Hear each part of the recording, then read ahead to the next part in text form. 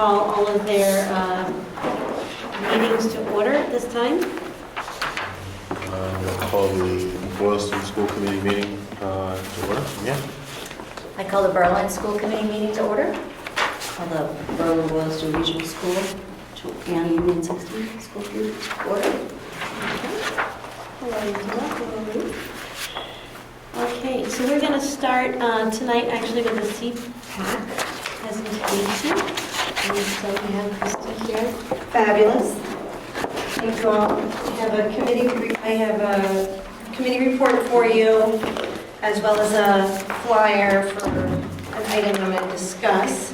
But I'm Christy Stilla. I am the co-president of the Berlin-Boylston CPAC, and I'm very happy to present CPAC's update to this tri-meeting tonight. And the first thing that's on your list is about Excellent Educator Awards. Every year, CPAC seeks nominations from families whose children are either on 504s or IEPs and have engaged with a staff member in any of the schools that they have found to be exceptional. And we're always very pleased with the amazing eloquence that families, usually parents, can express about staff members that have made a difference in their child's life. And this year we're very happy that we have 5 nominations from Boylston Elementary and 5 also from Tohoto this year. We had no nominations from Berlin this year, and hopefully next year we can rectify that, but we're very happy with the 10 nominations. They're going to be awarded this week, which is why I'm not going to say who they are yet, because they have not been actually awarded yet. We want it to be a surprise, but we're waiting for luncheons and staff meetings to happen. So just know that that's where we are with that, and we're kind of wrapping up on that. I also want to let anyone know who wasn't at Carol Junot's presentation. She's a specialist in ADHD, and she presented to CPAC at the end of March. And she was excellent. She talked about how to have your child who has ADHD be successful at school and at home, and techniques and tips, and she was very engaging and was very well attended, so that was great. The third thing on our list we'd like to tell you about is that we have a Success in Education scholarships.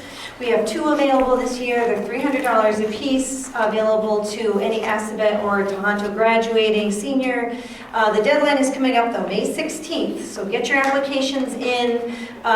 You can pick up an application either at the Assabet Guidance Counselor on our website. CPAC is under the Berlin-Boylston website under parent groups, or Tohonto's guidance counselor office has them as well. And that will be given out at graduation next month. We have a program coming up that I'd love everyone to attend. Nadine Ekstrom will be presenting behavior and de-escalation tips and techniques in the classroom and at home, and we're really looking forward to Nadine coming. Thank you very much for your time. And Excited to do it. yeah, it should be great. And the last thing on our list is, I gave you an extra flyer on this, and West Boylston has a new CPAC. They have tried for years to get a CPAC up and running, and a mom whose daughter was actually in early intervention with my son has restarted the group. And one of their very first presentations is actually going to be the authors of Shut Up About Your Perfect Kid.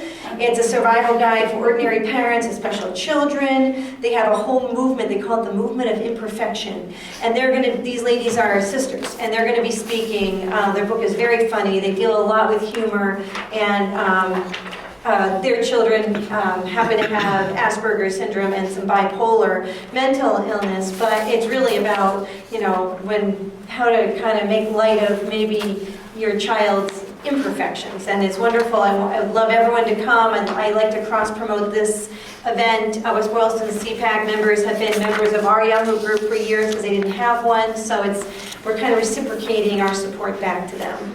So we can all go over together, and we can have a nice night out and laugh a little bit. So that's all I have tonight. Does anyone have any questions or Christy, I have a question. Yeah. I'm a little surprised to see no nominations for Berlin Memorial.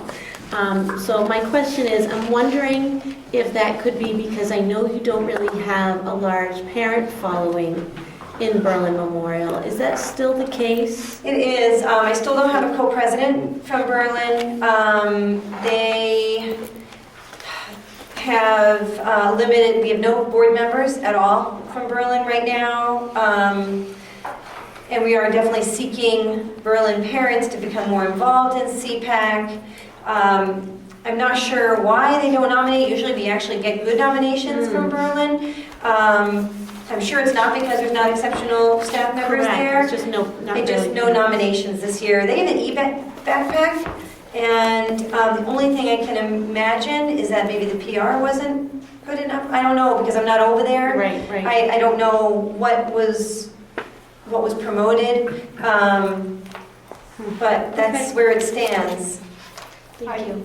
Are you getting a few Berlin parents at least at your CPAC meetings or whatever? And we did at Carol Janot's presentation at ADHD. We had 2 Berlin parents there, and but no one has attended any of our board meetings. So it is. I don't know. It's hard. It's like I need to know people personally, and I just am not connected in enough. Do you guys have any suggestions? It'd be great. Thank you. We'll work on that. That'd be great. I'll try to work on that for you. It's funny because when CPAC restarted about 10 years ago, we had no Boylston parents. And it's cycled around. And it may just be the way that it works, but it's wonderful to have a little bit more of an even type of representation for both towns. I would add that we do have a lot of Berlin parents who their children have aged up to Tohoto, but they were some of the first ones. We'd like some of the younger parents as Yeah, well. that's always wonderful when you get younger parents. Thank you. Christy. Okay, at this point in time, what I would like to do with respect to all 3 committees is I see that Attorney Dupre, Dupre has arrived here at our meeting this evening. Good evening. Hi. And I actually would like to call him up to the table if we could. And I'd love for him to introduce himself to all of the school committee members. And you could have this opportunity to ask questions. And then what I would like to do is do our vote in the order of the committee, if that's okay. Is that okay with everybody? And why don't we, actually, Russ, if you'd like to sit over here next to Ruth and Lori, that would be great. Hello, everybody. Hi. So why don't, if you could actually maybe just introduce yourself and which committee you're from, that would probably help Russ a little bit. Ruth? Ruth Blandon, I'm on the Regional Committee and the Berlin Memorial. I'm Angela Yildiz, and I'm on the Berlin in the region. I'm Brad Wyatt, Boylston, and on the region as well. Lori Martiska, Boylston and the region. Larry Brenner, Boylston. Thanks. And then I'll to the admin team, if you could please introduce yourself. I'm Paul Goodhine, principal of Boylston Elementary School. Paul Mara, the technology coordinator. Karen Molnar, I'm the PPS director. Carol Pascal, Director of Curriculum and Grants. Diane Dussert, principal at Tohoto. And Eleanor Boyd Friday.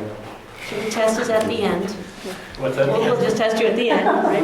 It's always a problem. First time meeting first. So if you want to talk to us a little bit about your firm, that would be Sure. great. And this kind of brought back memories of my wife worked in West Boylston when we first got married. So that's the drive we used to take pretty much every day. I used to meet her up there occasionally. So anyway, about our firm, it's Dupre Law offices. We specialize in education law, and unlike a lot of firms, that's really all we do. So there's 3 of us. It's my father, Fernand Dupre. He started the practice about 35 years ago. And there's myself, and I've been working probably about 15 years with him or so. And then my younger brother, who's also working with us as an attorney. And then I have a sister who also works in the office as an assistant. So at the moment, it's a family affair, although we're in the process of hiring another attorney as well. So that's the structure of our firm. It really is, our practice is probably 90% schools, so we represent maybe 50 or 60 schools. I haven't counted lately. But it's really our focus, and that's when we say we specialize in schools, that literally is basically all we do. The only other clients we have are cities and towns, and we just do labor relations for those groups. So they're contract negotiations and dealing with unions. So that's really something my father started 30 years ago, and had a couple of schools, and it just grew over time, and that became just what we like to do, really, out of all the different areas we used to have. So that's all we do at this point, essentially. So I find it to be an interesting field of law. I think at the end of the day, it's one of the few areas of law where you actually feel like you might be doing something good. When you're done contract negotiations, or when you're done dealing with educational issues, I mean, most of the time you drive home and you think, okay, well, that was, sometimes, contract negotiations, maybe you think that didn't go so well, but I think our main goal is to get you to the point where you've achieved what you wanted to achieve, but you did it in a way where you didn't cause chaos along the way. And that's really important, because if you told me you want to achieve something, there's a lot of different ways to get there, and my general approach is to get there in a way where you still get what you want at the end of the day, but you don't. You have to work with everybody in the system. It's not like a private employer where, at the end of the day, there's a profit motive and you have certain requirements you have to meet. With a public school, you can really, you can do things in a little bit different way. I mean, you still have to be clear about your objectives, but it's not so adversarial all the time. Sometimes it has to be, but I try to only do that when I have to. The rest of the time, and I think my clients would tell you this, my goal is to get what you want, and also do it in a way where you're not in the papers, you're not in the press, you're not having those type of issues. And if you look at my list of clients, I don't know if you all got this, but you don't see them in the papers usually. And usually we keep them out of the papers, and we keep them in the forward. You're in the paper right now, just to let you know. It's okay as long as it's in a good way. So the other difference between us and a lot of other firms is that when we have a billing arrangement with a school committee, most school committees, probably 90% of our schools, we have a retainer agreement. And so that agreement is really, it just covers everything. I mean, we never bill above that retainer. So even if I've had situations where I might bill a client, a very small rural school system, if we charge them $200 a month, and I'm there for 20 hours in a month, I don't charge them more than $200. So that's the arrangement. My understanding is that a lot of other firms have a different type of retainer where they hit the retainer, but they can still bill above it. I think that's more maybe a budgeting type of thing where they guesstimate how much they might charge you. So we don't do that. We just bill a flat rate. It's always that rate. And the reason that works for us is it's because the focus is education. So if you call me about fingerprinting, I've already had that question 20 times. So I'm not researching things all the time. I mean, I have the answer to many things because it's simply something I've had to look at for somebody else. The other reason it works for us, so it works for you from a budget perspective because it never changes. You don't have to worry about a year where we bill you, $300,000 because you have litigation. It won't happen. It'll always be the same.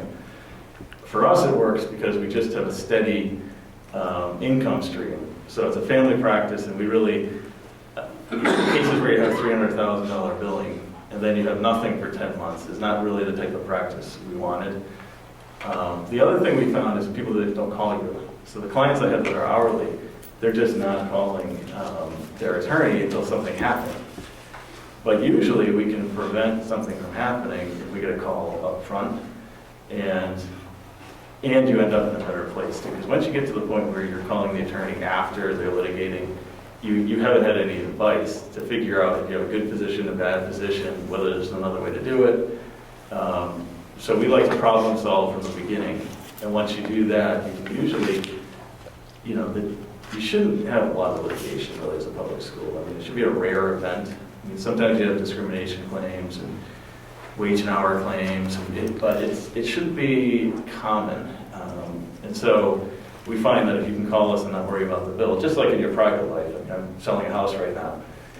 So I know every time you call the attorney, I'm getting charged to call the attorney.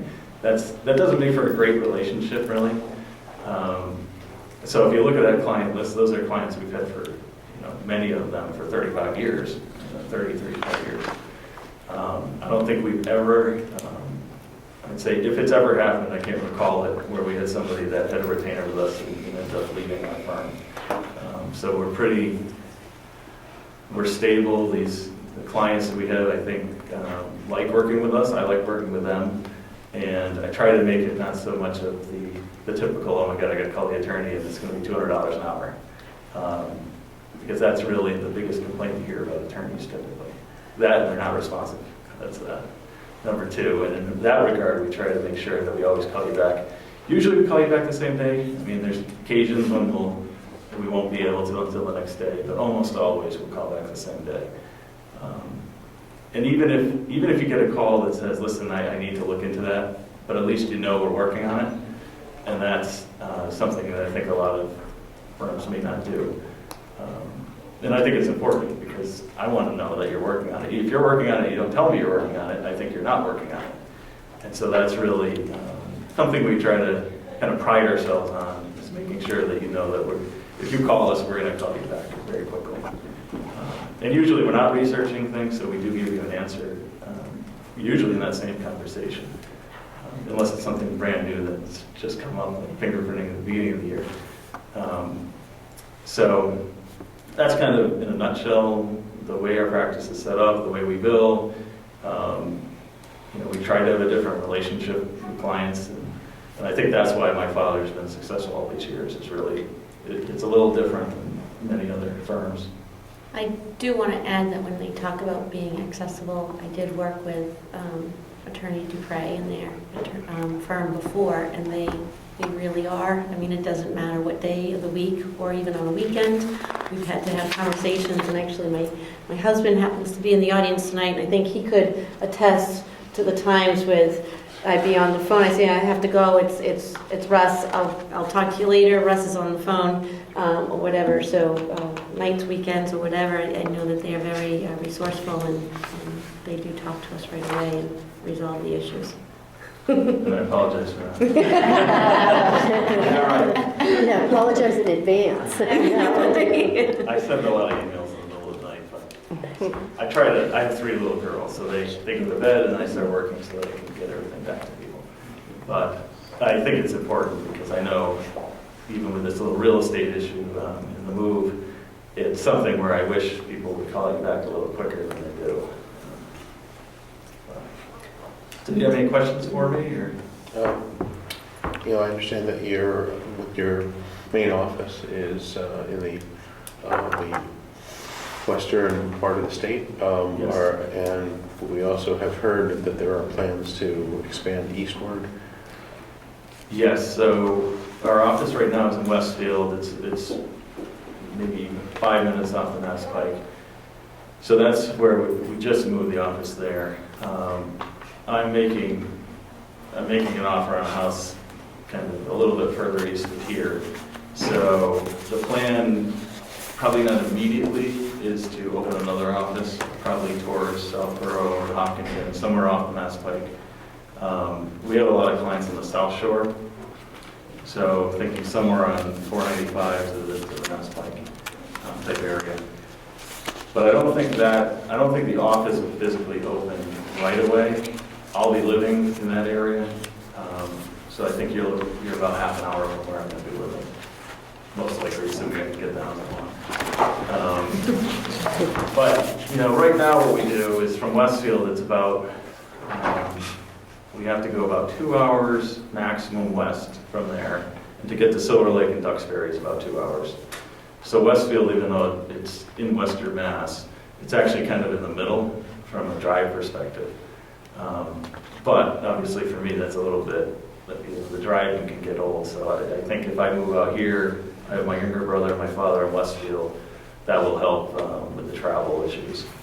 But we go to Silver Lake and Duxbury all the time, so it's not I happen to like driving, fortunately. I think if I didn't, it would be a problem. But, and that's something, I guess that's another difference that I didn't mention, is we almost always drive to the client.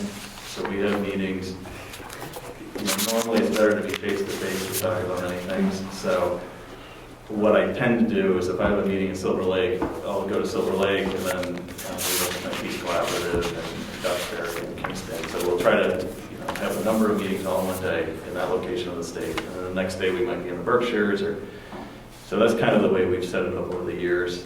My long-term plan is to have an office probably somewhere near Hopkinton, the one in Westfield and then one in the Berkshires. So we have 3, and that should work pretty well. If I can convince my sister to become an attorney, we'd be all set. She's refused so far. Lori? Just a quick comment. I did, Tom Fleming and I from the regional board had the opportunity to check references. And that was one of the questions we did ask people because we wanted to be sure that geography wasn't an issue. We happened to speak at length with folks from Silver Lake, and it was very clear that they've seen your location as a non-issue. It has not at all been an impediment in their minds to the service that they get. And I would say in general, every reference that both Tom and I talked to was glowing in their praise of working with your firm. So, Well, thank you. With your father and your brother working with you, how do you determine who works with the particular school district? Would you be the contact person for us? Would we work with all 3 of you? How does that work? There, oddly enough, is little rhyme or reason to that. So I've had certain clients that just said, it has to be you as the lead, and so I've done it. There's some clients that have decided they just want my father. It's really, what happens is somebody knows somebody from a prior district usually. So both my father. I've worked with all 3 of you. But some of my other clients, they knew me from somewhere else, another school, and they were a principal, and then they became superintendent, and they said, well, I just want to work with you because I know you. And so that's fine. We really, the 3 of us really don't have any, there's no ego. So if somebody tells me they just want my father, that's fine. And if they just want me, that's okay with my father. My brother's really, at this point in his career, he's probably been an attorney, I think, 4 or 5 years. So he wouldn't be the lead on any client. He's certainly very competent. But at this point, with school systems in particular, it's just it's difficult to have somebody that new come in and actually be the lead. He is in some places, but it wouldn't be a new client. So in this situation, it would either be my father or I, or both. It's really up to you. We don't have a preference. So there typically is a lead person, though, that usually works with that school. But if I was on vacation, or my father doesn't take vacation, but if I was on vacation, he would come in. that tells us a lot. Usually when I'm on vacation, I have my cell phone, so I won't pick it up while I'm with my family, but at night or something, I'll call back if it's an emergency. Otherwise, my office is pretty much always open, so. But we leave it up to you completely. So. And the good thing or the bad thing is I have all these cell phone numbers, so. Right, Russ? I refused for many years to get a cell phone. But, I had a feeling that was going to happen. That maybe in particular would... Yeah. Any other questions for us? Okay. Well, thank you very much. Okay, thank you. Thank you for coming out. Good meeting all of you. Russ, how late can I call? What's that? How late can I call? Oh, okay.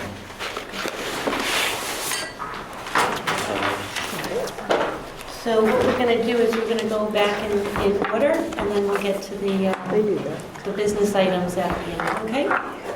So next what I'd like to just really update the committees on is the building committee. And Larry, feel free to pipe in, because I will be completely honest, is that I was very diligently typing all of my notes last night, and Diana sitting next to me and heard me with my keys typing, and I forgot to print off my notes. So I'm going to be as thorough as I can remember to be. Let's start with the biggest items is the facade. The facade it's in progress right now in Spain with the Porcelanosa is the company that's actually making our stone for the front. It's a 5-week production. We're still in the phase of the final drawings and we're hoping to get that. The deadline was supposed to be for May 12th for all of that.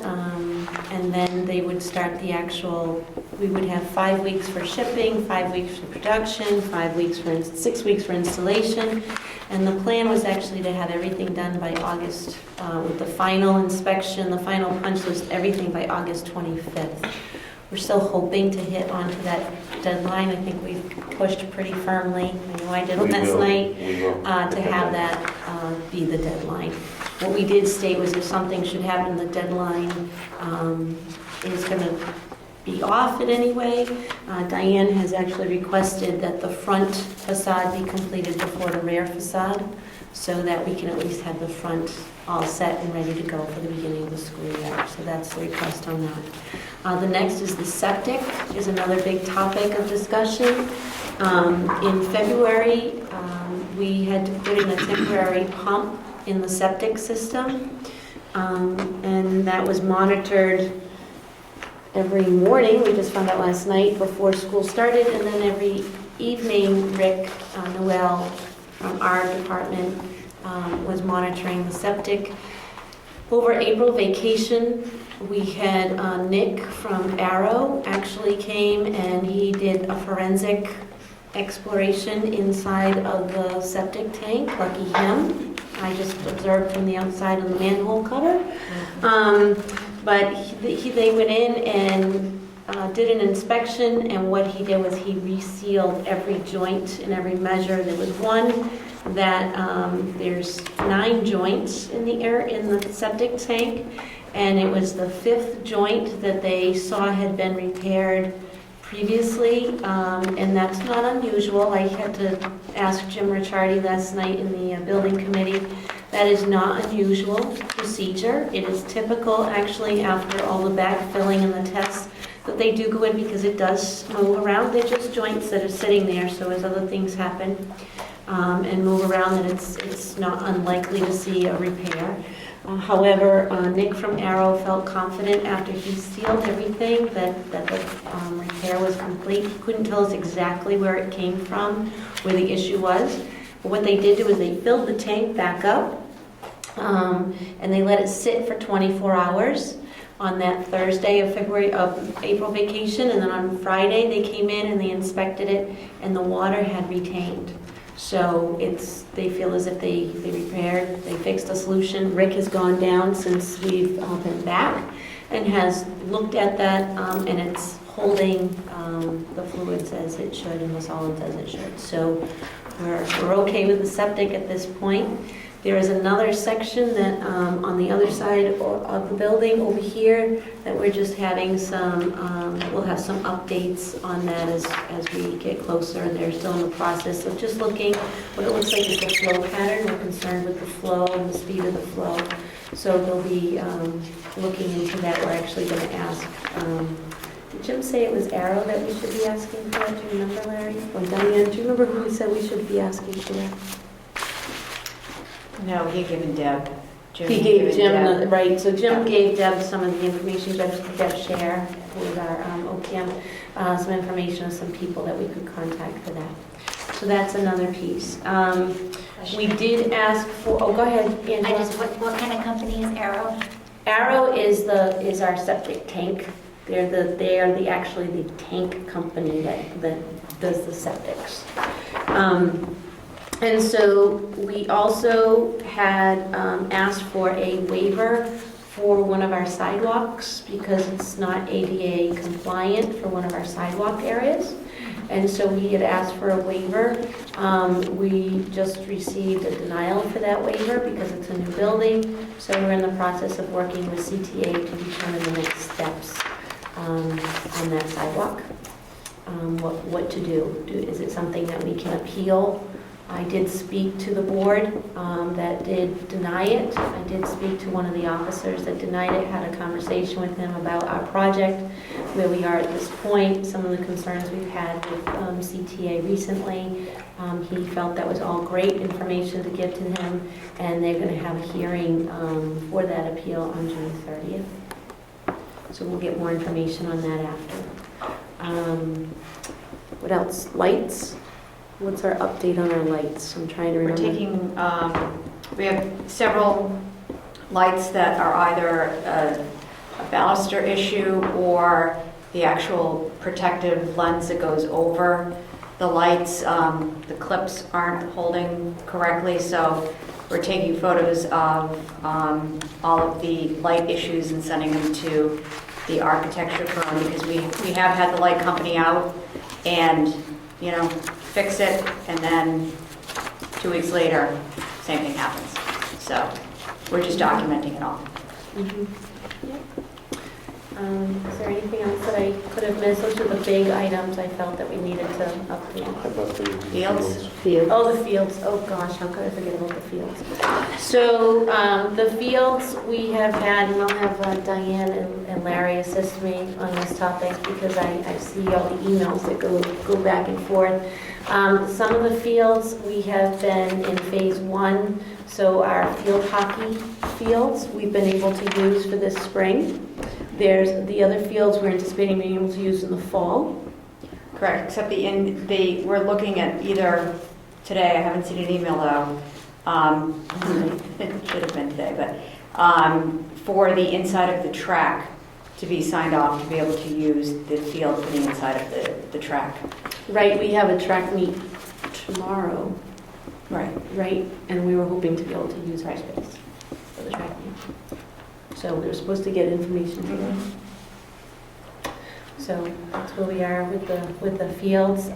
In regards to where the errors are or recommendations, we're still working on all of that. There was a recommendation of maybe potentially looking at a drain, adding a drain by, was it third base, by the baseball field, clarify the drain on the first base. Yeah, they believe that the soil compaction, it's too compacted, and that the water actually isn't seeping down the fields, and thus, you know, we need to take care of that to be able to see whether or not we really need additional drainage at the third base line of the softball field. First base line, they have to see if the drain that's there is working correctly, if it was installed correctly. But I think the first thing is to go ahead and try to, you know, put holes in the soil to see if we can loosen the soil up, to see if that will alleviate some of the draining, pooling issues that we're having on the field. So that will be really the first step. Great, thank you. Anything we missed, Larry? Okay. All right. So next we have Karen to report on retails, and then the Central Mass Purchasing Cooperative. Thank you. I wanted to give you a little bit of an update on the retail. We've been talking about it on and off for the last 2 years, but it keeps changing. And in your packet, you should have a letter that I sent out to the teachers with probably more information than you need, but I tried to write it down because it's changed so many times over the last 2 years. Retail, for your information, is an initiative that DESE has come up with to support our ELL students, and it's because of the increasing numbers in the schools across the state that they need more and more teachers trained for it. And we're having an increase too. I've just been looking at our numbers for next year. So BES had 6 students at the beginning of this year. 1 moved in, and we already have 6 in pre-K and K for next year. So that, if they're all eligible, that would double our numbers there. Berlin had 3 in September, and we know of 5 who are entering in September. And Tohoto started with 4 students and has had 4 move in already this year. They don't usually get the September ones as much. They get move-ins more at Tohoto. So we're seeing the increase. Our numbers are still very small, but like all schools, we're seeing the increase.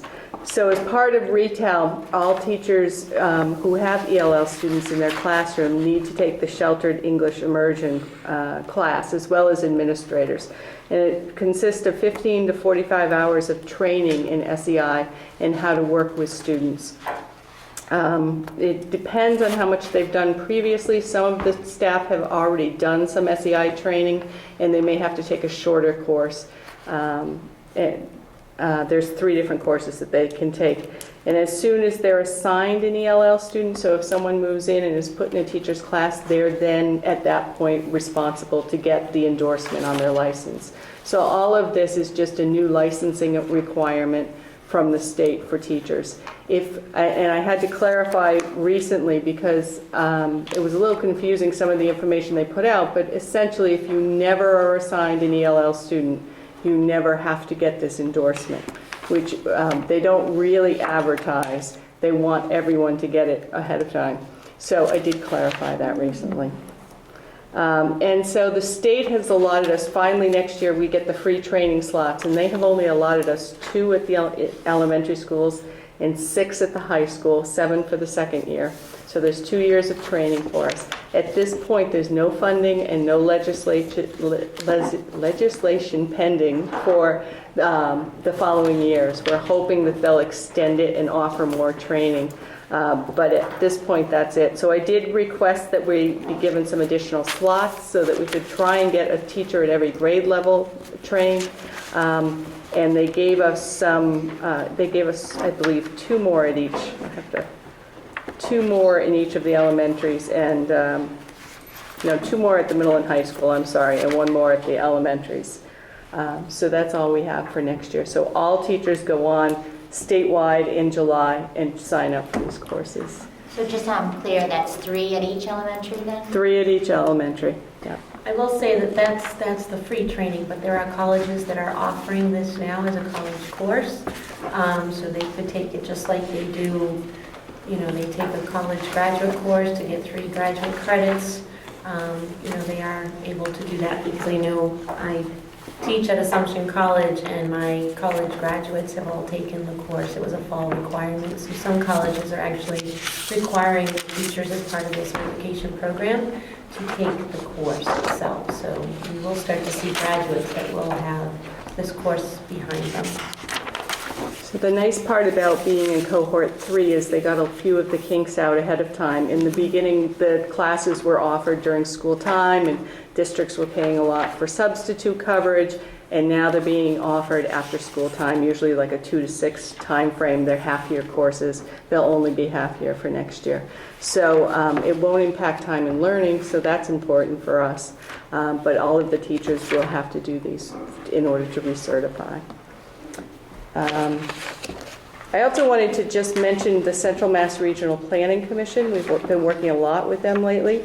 But they had a program they wanted to get all of the EMTs, school nurses together and talk about doing some joint purchasing to save money.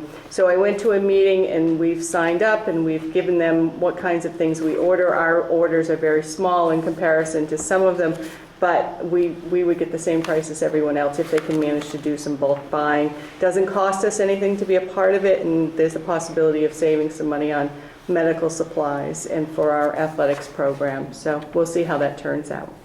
And I want to thank Marty McNamara, the Boylston Town Administrator, who forwarded that inquiry to the school so that we could forward it to Karen to review with the nurses. So that was great that he reached out to us and asked us if we want to do that. Karen, thank you very much. Next is the Curriculum Director's report, or should I say reports, because there have been many plans that we've worked on, and thank goodness for Carol, because this could not have been done without Carol's facilitation this year as our Curriculum Director. And I really want to commend all the committee members. I want to thank Barbara and Tracy and Bill, I see you over there as well as the administrative team, because they've all had a hand in this, and I appreciate you all coming out tonight to be here in case the committees have any questions on that. So More importantly, I think Bill and Barbara and Tracy were all part of the literacy committee, as part of the literacy plan, and you know the big changes that are coming forward in literacy. So I really want to thank everyone, but I'll give this over to Carol. I am so proud of these folks that worked on these plans. This has been a year-long effort to create structures and systems that we hadn't had in place before, and that really address all of the needs that we need to address as we go forward with the 3 schools. And I have invited the folks here tonight from the teams. I do want to mention the names of everyone on these teams just very quickly, because they did give their time.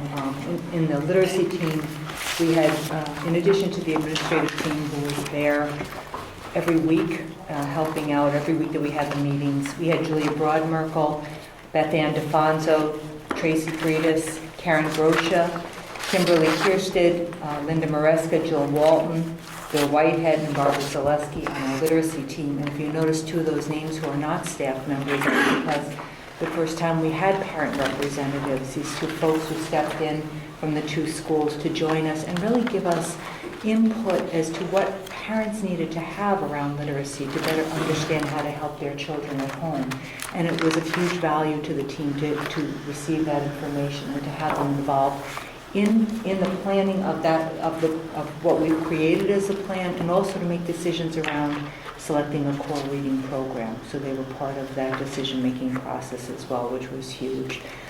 And I know they'll continue to help us as we move forward with that, and bring in the program and all that it has to offer, the online portions of that, into the families as well. So the literacy team, we had the instructional data plan, Bill Andrews, Elizabeth Barry, Mandy Fallon, Jennifer LaMontagne, Linda Maresca, and Patty Romer. They were part of that plan. And finally, the PD committee, Janelle Fitzpatrick, Gail Joseph, Allison Martins, and Linda Maresca. And if you had a chance to take a look at these plans, you'll see that they're all interconnected with one another, and that they also incorporate the technology plan that you saw earlier this year. We're trying to build these systems and structures for teaching and learning that not only support teachers, but also support students and parents, and bring technology in as the tools we need to do to move forward. So it's complex. And yet we feel that the PD committee in particular put together a plan that addressed how to support the teachers moving forward with all of these needs. And I also want to mention the district capacity committee as well from Boylston, who helped spearhead that PD portion of it that we incorporated into that plan as well. So I didn't know if you had any questions this evening. I do have the plans available for folks before you leave tonight if you want to grab a copy, or any or all of them. I'm just really excited to have a plan that we're moving. We haven't had a curriculum. Everybody's just been sort of treading water. Now I feel like we actually know where we got to go. So I'm really thrilled with the work you've done. We do. And it was a huge help to have your input. Brad served on the district capacity committee and was a part of that, even in looking at the last part of that plan and giving feedback that I did take and put into what you see as the final product. So I appreciate that as well. I just You want to can't say, always just say that, Brad, you can't just talk about the professional development that was a part of it with the district capacity party without mentioning sweets. Oh, yeah, and the cupcakes, yeah, that we Sweets, needed. cupcakes. I mean, Brad is famous for bringing us the sweet cupcakes. Definitely breaks the ice. Yes. And when he did, we rolled. And I do want to say also a special thank you to, we have Cassidy Dupre as a student of ours who actually comes to our office and helps. And Cassidy, Barbara, you know Cassidy? So Cassidy put all of these binders together and bound these for us, and she does a lot of projects like this in our office and helps us in our office. So I know she's not here tonight or what have you, but I do want to just say a special thank you to our lovely little student that can Does a lot of work. This is more complicated than it looks. There's a 3-step process to this. Ask me, I'll tell you. But anyway, so Angela, did you have a question? No, I just had a comment. I just wanted to second what Brad just said. I was really excited reading all of these plans because I feel like you're more likely to get somewhere if you know where you're going. Absolutely. And being still only 2 years on the committee, I'm not sure what's been done in the past, but I was very happy to see these plans. And I think too, Angela, that having staff members on there, teaching staff really helped us to focus on what the needs of the staff are, and that's going to be very important going forward because we have to be able to support them in doing this work. So we have to be able to provide them with the training that they need, not necessarily what we would like them to do, but what they're going to need to move forward. So it's huge to have them. And Bill, I know, and Linda Maresco were great at looking at that literacy plan so many times over. Bill, I think, could recite it by just, he's like, all right, please, Bill, one more time, So he's been really a huge help in crafting the language with that as well. So that was tremendous. Does anybody have questions about anything on any of the plans at all, or anything that caught your eye that you might have been confused about or weren't sure about? No? Will they redo this like every year, and so you sort of get an update on what we've achieved and where we want to go to next? Is We that the actually plan? have dates in there that we're meeting again for the following years and revisiting like for next year and then coming to you again with updates so that you know how we're progressing with each of Look these. forward to seeing it. Yeah, Now the it's gonna plans be that are huge. in place, it's up to us to just keep revolving and keep working towards them, and we might tweak them, or what we propose to you now, we might in November go, what were we thinking? That's not even at all where we need to go, but it's where we think at this point in time that we need to go. Do you anticipate that, and one of the things that has been especially helpful this year for me, being new, are the data presentations that we've seen of student achievement.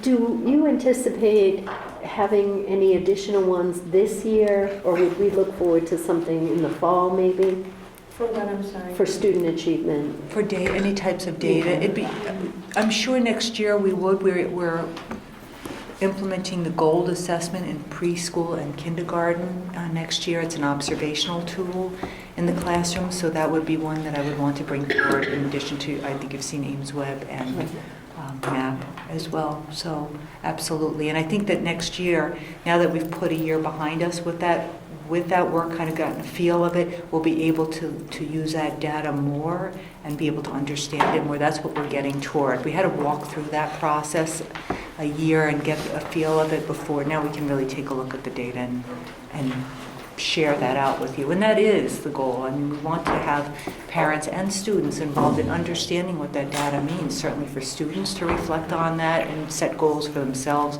and for parents and to have conversations with teachers about where your children are at. Not only the standardized ones, but the classroom assessments as well. But I also understand that you sort of have to have some time go by in order to have some measurable improvement occur. Yes, absolutely. So we have a starting point now, so that's huge.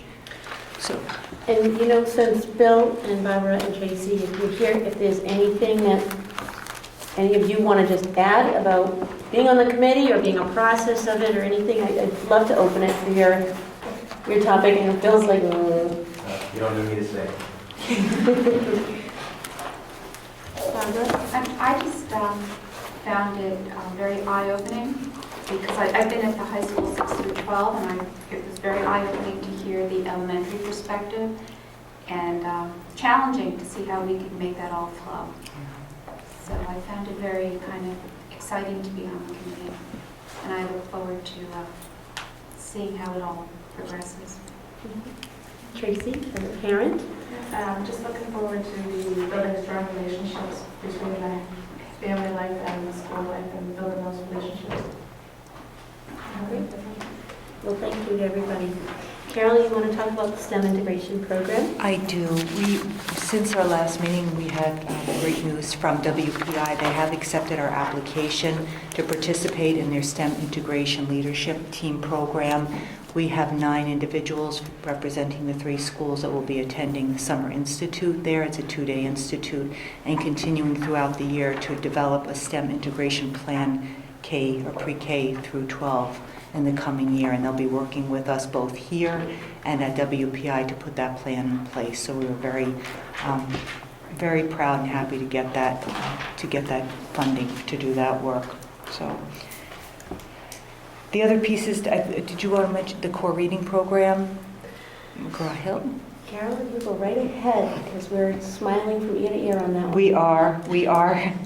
We are able to have the funding to support an extended plan to purchase the Reading Wonders, Mcgraw-Hill Reading Wonders, which actually is right behind you, ready for training for grades K through 5, and we'll be having that training in June, so that is a great way for us to start all at once and train together. In June, the teachers will have their materials to be able to look at over the summer, and we'll continue with that training and that implementation in the fall. We have a curriculum we've selected for preschool, which is creative curriculum. Typically, the 3 schools have not had a common curriculum, and we've chosen this program largely because it's a framework for creative play, and it's developmentally appropriate, and it also ties into that gold assessment that they'll be able to do along with the kindergarten, so they'll be able to monitor children's progress over a 2-year period of time. So I think that the preschool, one piece that we probably neglected to explain to the school committee all year, so our apologies, but we just probably didn't express it as much as everything else that we've done, but the preschool teachers, paraprofessionals, Karen, Carol, and myself, we've been talking all year also about the preschool curriculum. And at one point, a group of us went out and observed a different school that had a curriculum that we were looking at. We've talked to a lot of people, and this is the one that the preschool teachers have decided was more appropriate for them. So, and I'm 100% in support of that curriculum that they chose, because it does have the alignment. But we did look at different opportunities, and we called many districts and talked to many companies along the way, and this is the one that was the best fit. So I apologize that we neglected. That was one of our 102 tasks that we just never really brought up, but it was great. And I just also want to clarify that although we have the materials from Mcgraw-Hill for K to 5, this is a 2-year payout process. So I just want to clarify, because when we did the budget, we clarified that we were planning to pay for K to 2 for this year. Mcgraw-Hill was willing to work with us to allow us to do a 2-year payout so that we could get all of our teachers started at the same time. So we're really appreciative to Mcgraw-Hill for working with our district, because we're small. Sometimes it's the larger numbers that they will be willing to work with us for, and work with us, and they were willing to work with us on this. So we really are, so far, customer service and customer friendly. They have been wonderful, amazing to be a part of. So I just want to clarify in case people are asking, there is a 2-year payout for this process. Thank you, Carol. you're welcome. Next, we have Paul talking about the technology update, and in December and in January, we were given the technology plan. So that's Paul to come up with the end of the year reporting of where are we to date. You received the matrix, you received the update, but maybe Paul could just elaborate. Yeah, so I just wanted to highlight a few of the things. And again, our plan is going forward similar to what we're doing with the technology plans and the data plan and the PD plan and the literacy plan, is to try to keep you a little more abreast, a little more updated. I use that tool for you as help. So we will, going forward in the fall, we will build what's our plan going to be for next year, looking at all the things that are in the technology plan. We'll create a similar matrix and kind of give you updates, and again, color code it, things we've done, things that we haven't done, things that we're still working on. So I guess, again, I wanted to just point out a few key things that were done. I think it was very important to have our PD included in the professional development plan. It was, with all the surveys that we got back, it was quite obvious that technology, PD, along with the literacy training and the reading programs were a top priority. So to include that as part of the plan was important. We have updated inventory documents. We've continued to do training in PowerSchool and getting ready for things that we will be using next year as well. I also wanted to point out we had a successful trial of Parcc here at the middle high school, our 7th grade. It went, I think, about as smoothly as it could have gone. We didn't have a lot of issues. We did not have any, especially on the technical side, a lot of issues, so that was great. Looking forward to, we've started the process at the elementary schools. Paul had another meeting again today with his team. We're ready for it technically. We're still working on some of the training for the teachers, and then the kids are going to be going through some practice tests and trying to get them more comfortable moving forward with that as well. I did want to thank, while I'm talking about that, Nick Jones, the Tohoto administration, Ben and Diane, and the teacher proctors from the 7th grade, because they also help make it go smooth for the students. We are updating our new webpage. I did send you some links to some of the schools that in Mass that are using it. We will be moving our email over to Google with some initial training going on in our last faculty meetings in June.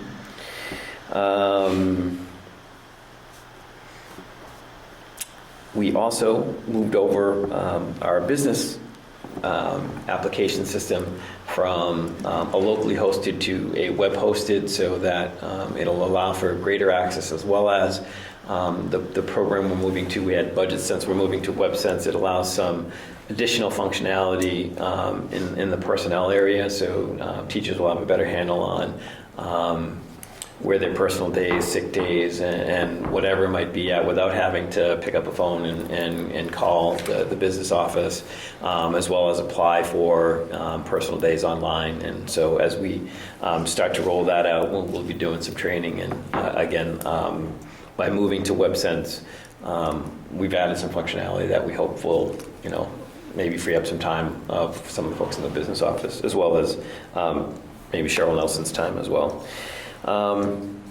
We are in the midst of implementing the new cafeteria system, NutriKids, here at Tohoto. The equipment came in this week. We have training schedules for staff on May 21st and 22nd. And again, we will pilot here at Tohoto with the thought of budgeting for and planning for the elementary schools. The Mary Ellen Freiberg is arranging for some subs those 2 days, so some of the staff can come over on the 21st and 22nd and at least take part of some of the training, so it won't be brand new to them when we do roll it down to the elementary schools. I just want to state that NutriKids was actually approved by the school committee back in 2012, and it has not been implemented because there was just so much with the school move-in and everything else that needed to be updated. So we're finally at a point where we can honor the school committee's vote to go forward with this. So we decided that strategically it would be best to start with Tohoto, since it's a newer school, everything's more updated, and it was in the building project, I believe, right, Paul? That's how you got the information and you got everything. So it's been here. And we'd have to see, how it runs and how it can go, and then we can look at advancing and expanding. It was already here. It should improve, again, not only about tracking meals and all that, the things that will help Mary Ellen with, but as well as some of our state reporting, it should make that a lot easier. Like currently, she has to kind of run around building to building and make sure things are, she's got to get her numbers from 3 different people, and this will centralize it in one database. And even before we roll it down to the elementary schools, all the students will be in the database, so that she'll be able to track those free and reduced numbers this year, so you won't have to wait until we roll it down to the elementary schools. So then I also forwarded you some information about the cable TV studio. So I think a couple of the highlights are, obviously, it's a big concern of whether these meetings are being seen in both Berlin and Boylston. And as of the first meeting in April, that is being done, and coverage for them is that the two committees, the two cable committees met and worked out schedules to make sure that all meetings will be broadcast in both towns. There was a slight technical issue in Berlin. Channel 13 didn't have the audio, and so they moved it to Channel 12, but I just got an email from Brittany yesterday to say that that situation is resolved, and so they're on Channel 13 and back in Channel 13 in Berlin. The other main piece is Brittany also came in and met with Joe Goulet from the high school to work with, working out some plans for how we can better service the Tonto access channel as well. So they fixed some of the technical issues. There were some problems with the students from the telecom class were producing content in a format that wouldn't broadcast out to the cable station. And again, over the week before vacation, Brittany Blaney came in and worked with Joel and resolved that technical issue. So now the stuff that the kids are producing, they'll be able to start getting on the Tahanto Access channel. So again, good news on that cable TV studio front. There will still need to be some training for making some of this stuff live. And so we're working out a plan with Brittany and the cable companies to figure out how we're going to train both Mr. Goulet and some of the kids so that they, because broadcasting live involves different equipment, and so they need to learn that equipment as well. And so there'll be a plan in place hopefully soon to deal with that as well. I just want to thank you for getting the technology plan, getting the inventory done of all the computers so we can figure out how to best use them in our classrooms, and really prioritize and trying to get teachers trained on how to use this technology. And the other question I had is the Parcc. How much bandwidth did it take up? Do you happen to know? Are we going to be all set when we go live with every student running? So that's what I'm sort of wondering. Yeah, so we originally had talked about ratcheting down everybody else so that we knew Parcc would run smoothly. And since it was a trial, we said, you know what, let's just see what happens. And we didn't run into any issues. It'll be, and we had basically 78 kids. Yes.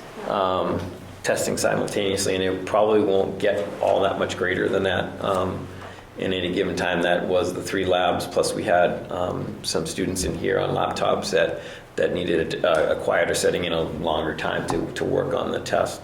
So I was just wondering if you had to scale back and like stop any videos from going or downloads or anything like that. We asked, I did put out an email asking staff to kind of prepare that it may have to happen, that we may shut down some of the streaming video stuff and some of the music. And we asked people that sometimes we have teachers that like to have Pandora running in the background for the kids because it's just that calming sound as they're working on group work.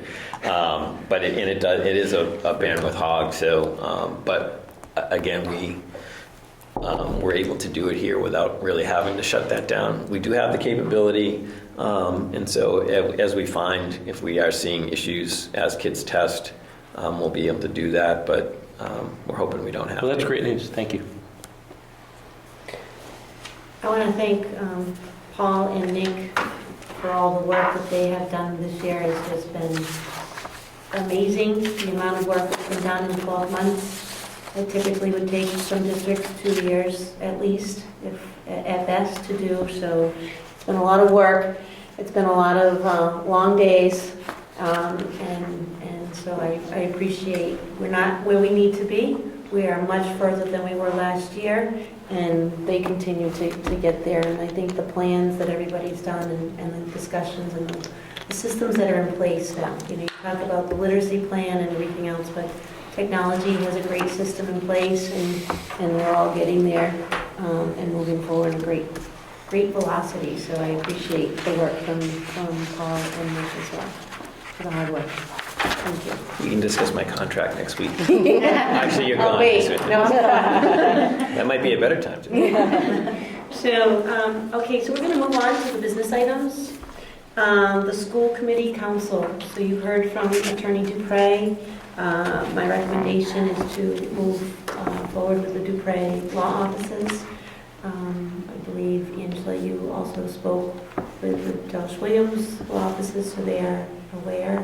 I think you've all received some information about the legal services throughout the years. So it's, I don't know if you want to have a discussion before there's any motions, or if you want to have a motion, what do you want to do?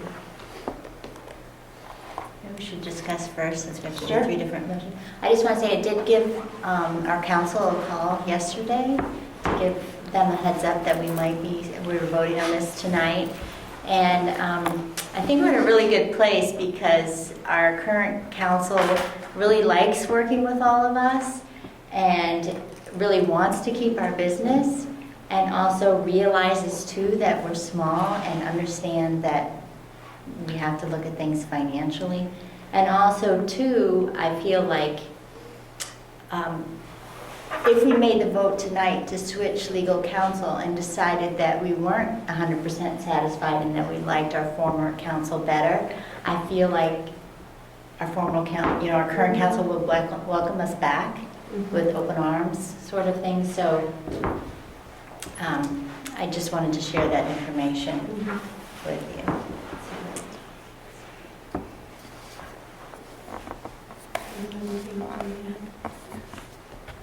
My only perspective on this is I do think that the current council, Josh Williams, did a very good job, but I think that this is a financial decision. That's how I'll be voting, that we do need to find a way to make sure our money's in the classrooms and not with outside lawyers. And as good as the job as she's done, if we can save money, I have to go with saving money. Because I feel like if you can be as satisfied or maybe even more satisfied for less money, it's a complete win. And if You know, one of the things the references commented on is the whole concept of a retainer that, and I think Russ said it tonight too, is that it really kind of encourages you to make those calls, to use your legal resources. Whereas when you know you're being billed on an hourly basis, or for every phone call, every single contact, I would think human nature is you hold back a little bit and maybe don't consult an attorney when you should sometimes.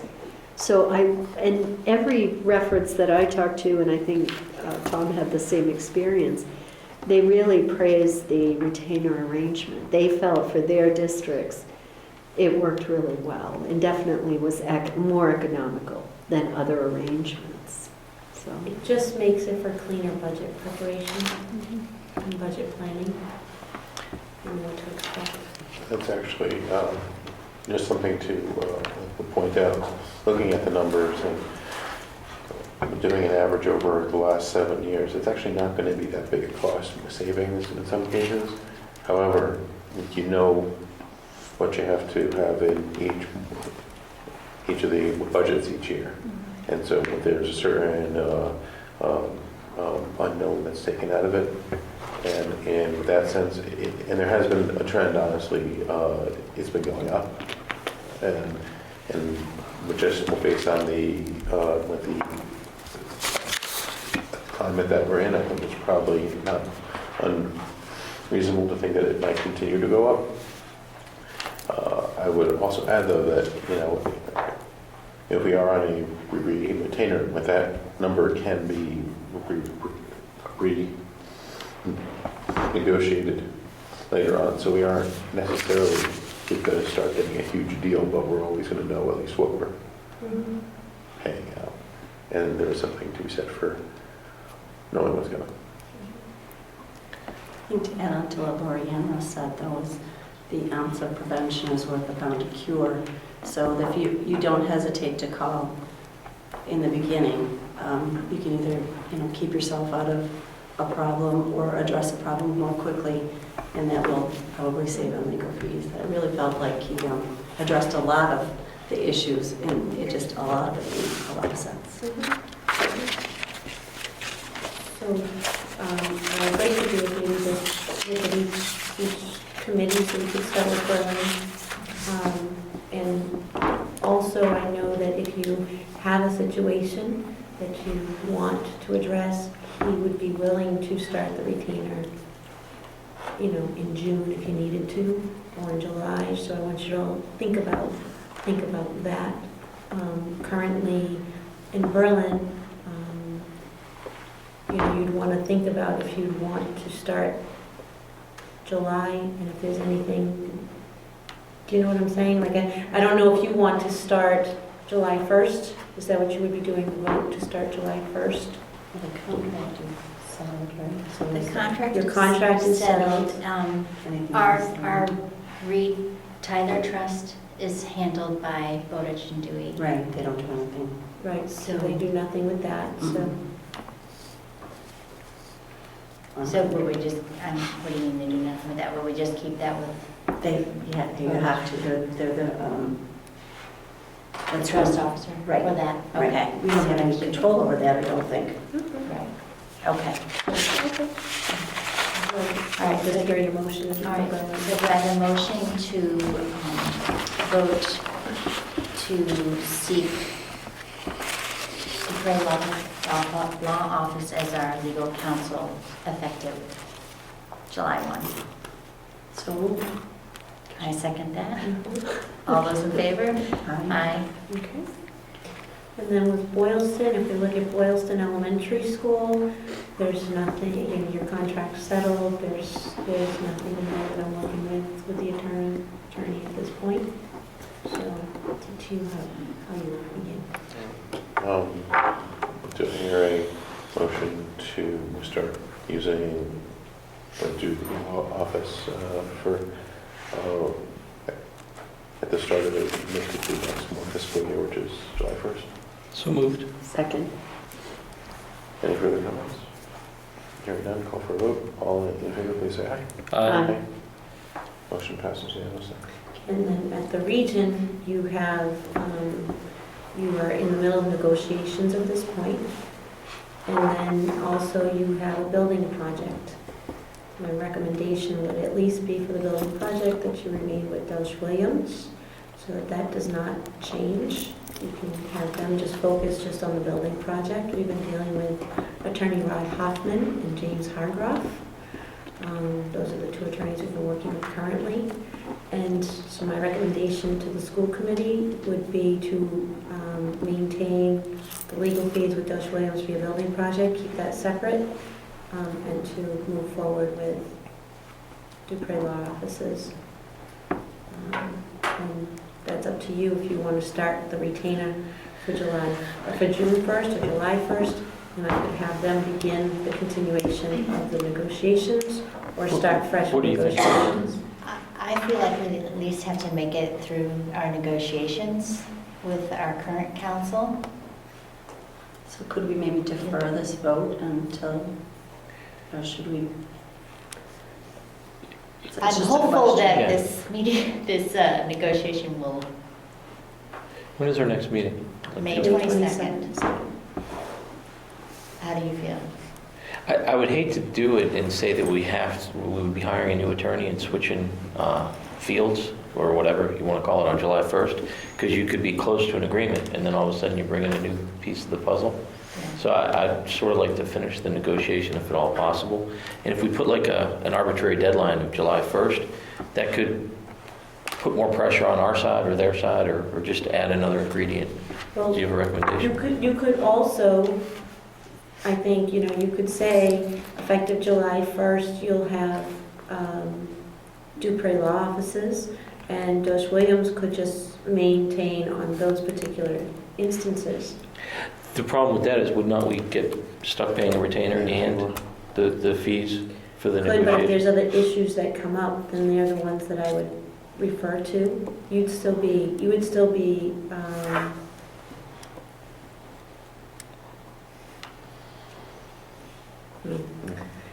It's an interesting situation. it is. I think my recommendation would just to say July 1st to begin with Dupre Law offices with the region, except for the building project. I don't see why you couldn't, after May 22nd, make a further recommendation. You're going to meet again anyway, At the start of June. right at the beginning of June after the negotiations, and see how those negotiations go. You might reconsider whether you'd want to keep Josh Williams, or maybe you get it all resolved by that point. I always hate negotiations to put a deadline on things. I don't know, I mean, again, I wasn't at the last negotiation, so I'm not at liberty to comment on that, but I think that you're not going to get too far after May 22nd. It might be a good situation to maybe have Dupre Law officers begin with the negotiation process. The other thought is you could switch up earlier. You know, we've gone down, probably not. What do you think, Ruth? I'm not there. It would be hard for me to, I would leave it on you guys. I mean, we could, put your praise at July 1 and leave out the negotiations and the building project, like you say. But I guess we'll have more visibility after May 22nd. So we could vote on it for July 1st, and if we need to, we could change our minds and figure out a way to solve the problem. Do you want to make that motion? Because there seems to be, because we have some exceptions in there, correct? I don't know, how should we do it? How do we make the motion? So you could make a motion, you could move to begin using Dupre Law offices effective July 1st, with the exception of the use of the building project and negotiations. So moved. I second that. Any other discussion? All those in favor? Aye. Okay, great. The next topic is the Assabet Valley Collaborative Project Reserve Fund. It is required that school committee votes on the project. Basically what this is saying is that there's a reserve plan that they need to roll over, and I'm not sure, as this was actually brought forward last year, because we've been learning this year at Assabet Valley Collaborative all of the regulations and the new laws and everything that have come through for collaborative schools. So what you have is an enclosed plan, and basically what it does is it just explains how they're planning on using their capital reserve, and they did an anticipation all the way up to 2022. So for the next 10 years, 8 years, this is how they're planning on using their reserve funds for their capital. So I just need a motion to approve their project. Their project reserve fund. I make a motion to approve the ABC Capital Project Reserve Fund. Second. Okay, all those in favor? I'm sorry, we have to do it. That would be on, Lori, that would be for the region, because they all voted. So the region votes to do that, now we need Berlin's vote. Do I have a motion for Berlin? So moved. I second it. All those in favor? Aye. In Boylston? And do we have a motion for Boston? So moved. Second? All those in favor? Aye. Aye. Okay. The next is just an informational, just to send to you. It's not anything the school committee votes on or has a right to. It's just an informational only. It's regarding how they post their employment benefit, how post-employment benefits work for Assabet Valley Collaborative. So you were given that information. Basically, it just says that until the age of 65, they'll be eligible for Medicare supplemental insurance after 65. in order for retirees to be able to be part of their health insurance plan, they have to be part of the collaborative for at least 10 years, and they have to also have been a member of the retirement insurance plan for at least 1 year prior.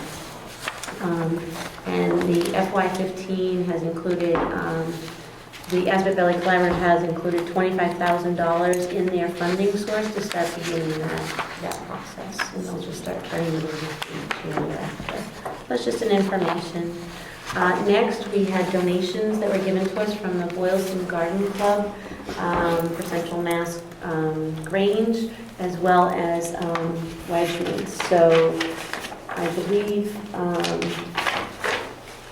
what we're just really asking for from the school committee is just a vote to accept the donation so we can actually officially start a garden club fund. I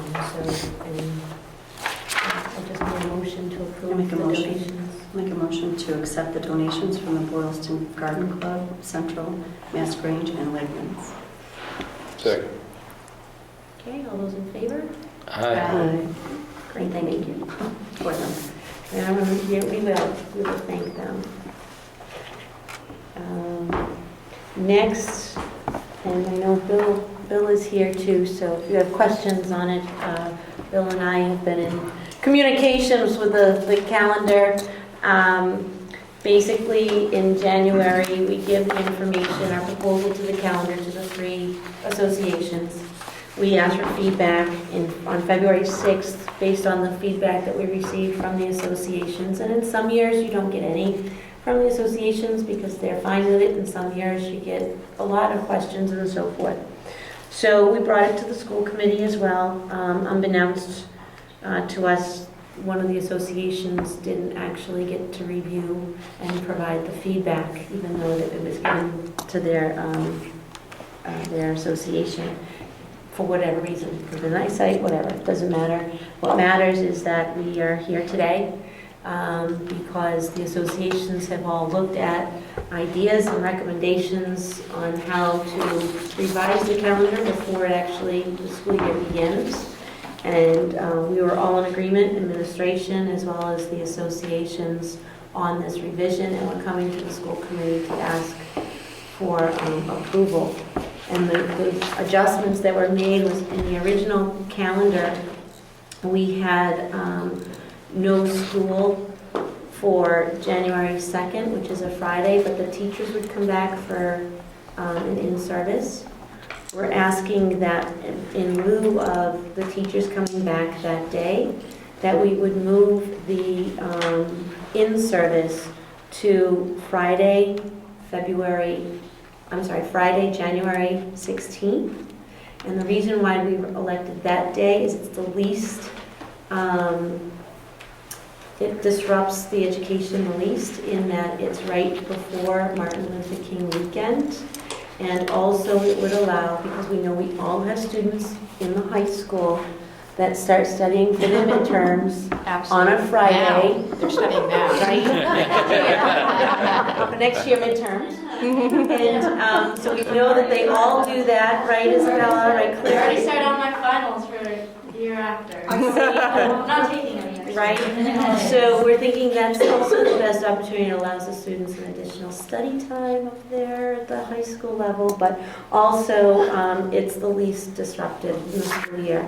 And so the other piece that we would do in lieu of that school day is we would extend the school year 1 day. So the school year, if you look at it, it's not that it's more days than what we had, it's just shifted so that you would still have 182 student days, and all 3 districts would have that.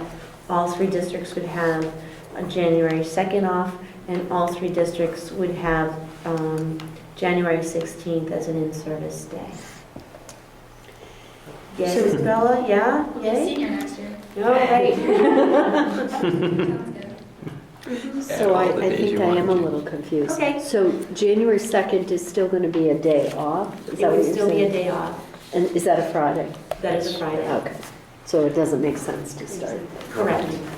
Okay. Correct. And I'll speak to one point. When I reached out to the elementary associations, I think what may have happened on the calendars, if you spot check it, it says NS no school on January 2nd. I'm sure someone Yep. can have it up. Yep. So I think people on elementary levels thought, oh, no school, and had it off. And then you look in the center, and that's a PD day. Good point. So on our end, we got the final calendar on what, because we didn't have it, and so I talked to them. So they may have voted on it thinking they had it off as well. So, and we like the collaborative PD days where all 3 schools are together. We're not trying to look for less, if you want to give it less days, that's great. But we're not looking for that, just to adjust it. So if you're out, on vacation with your family, you can come back Sunday rather than like a Thursday. So that's it. That makes more sense. So could we have a motion for the region? Actually, I Can I- just have some Oh, comments. discussion, sure. Sorry. Okay. I just have a question. Is this a typo on the Boylston calendar for March 16th? It says parent conferences early release, and the other 2 calendars say professional development. Yep, no, it's not an error. They have a professional development, a parent conference in the spring. Oh, okay. Yeah. Just as a comment, I'm not in love with the idea of having to move the end of school out any more than we have to. A lot of summer programs actually start late in June. It's been an ongoing issue that a lot of students aren't able to do those because we're out so late, and we already have snow days most always to make up. So adding that on, and I'm not sure how many students will be taking advantage of now a longer weekend to be studying for midterms. I know that was in there, but I'd like to thank the administration and the unions for working on this to come up with a collaborative proposal, and not having that proposal proposed to decrease the number of student days. That's appreciated.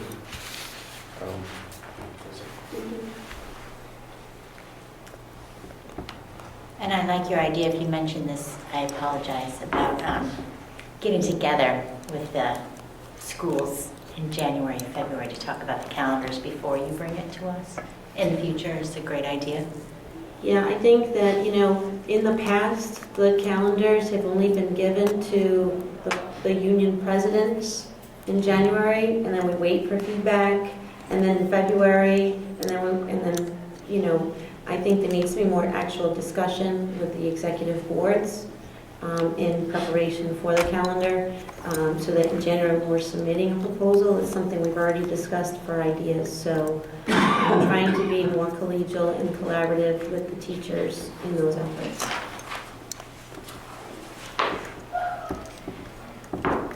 Okay. Any further discussion? Okay, so could we have for the region a motion? I make a motion that we approve the revised calendar. Second. Okay, all those in favor? Aye. Okay, great. How about the Boylston? Do we have a motion from Boston? I make a motion, we accept the revised calendar of May 7th, 2014. Second? All those in favor? Aye. Great, and for Berlin? I move to accept the proposed revised calendar for Berlin Memorial. I second that. All those in favor? Aye. Wonderful, thank you very much. We do not have anything else on the agenda, so we have a motion to adjourn. Do I hear a motion to adjourn the Boston School Committee? So moved. Second. All in favor? Aye. Motion to adjourn Berlin school committee. I second it. All those in favor? Aye. Motion to adjourn the region. So moved. Second. All those in favor? Aye. Aye. Thank you very much.